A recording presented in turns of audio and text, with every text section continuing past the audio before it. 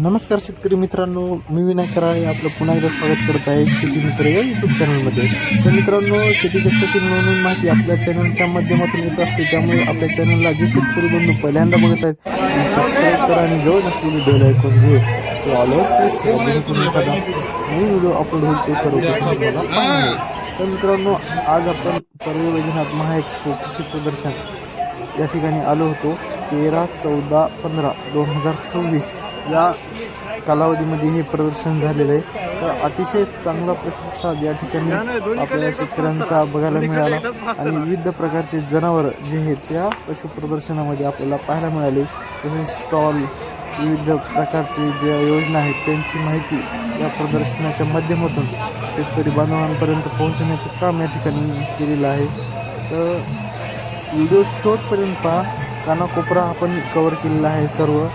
तर व्हिडिओ शेवटपर्यंत पाहिला म्हणजे तुम्हाला बारकावे लक्षात येतात कुठं काय आहे काय नाही. आता बघू शकता घोड्याच्या मध्ये इथं 2 ज्या कोंबड्या आहेत त्या ठेवलेल्या होत्या.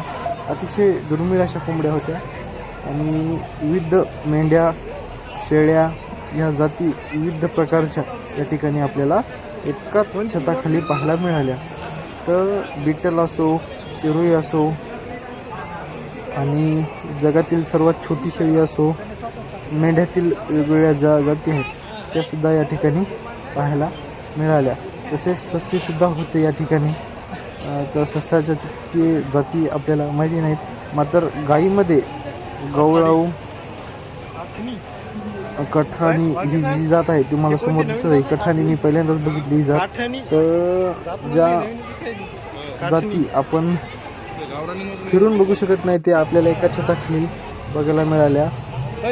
अतिशय सुंदर असं प्रदर्शन या ठिकाणी भरलं होतं. तर बघू शकता बिटलचा जो नर आहे तो अतिशय देखणा असा नर होता.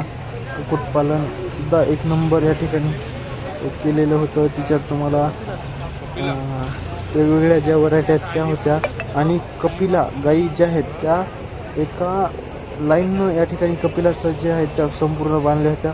अतिशय सुंदर अशी कपिला गाई, जातीवंत गाई ज्या आहेत त्या या ठिकाणी आपल्याला पाहायला मिळाल्या. 100 बडकड एक गाय या ठिकाणी आपल्याला होती बघण्यासाठी.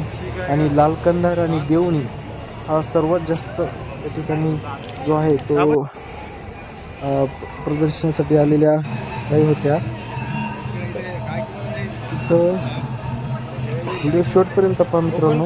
संपूर्ण बारीक बारीक जे आहेत त्या बारकावे आपण या ठिकाणी कुठलाही स्टॉल या ठिकाणी आपण विसरून ठेवले नाही. संपूर्ण स्टॉल दाखवण्याचा प्रयत्न आपल्या व्हिडिओच्या माध्यमातून झालेला आहे.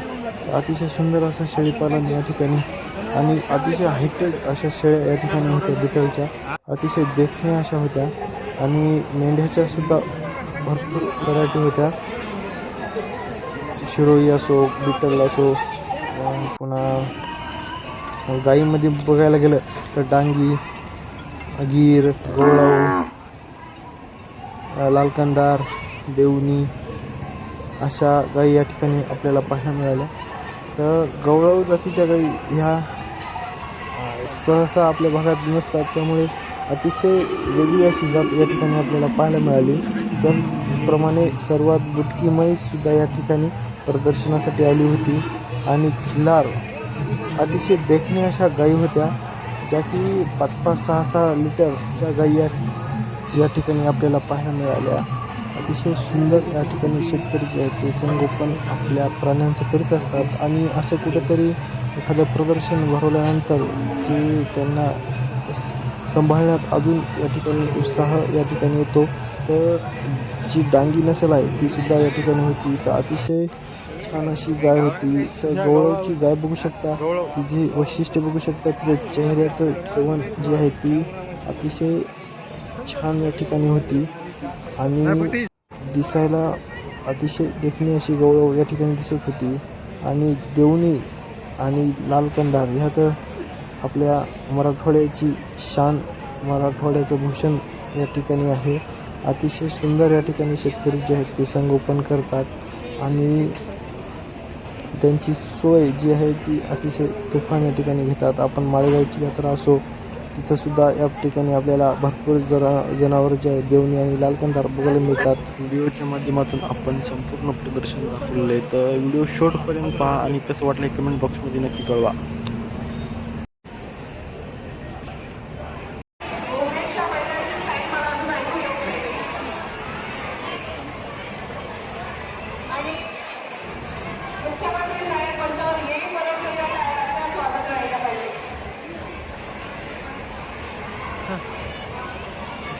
नाव सांगा.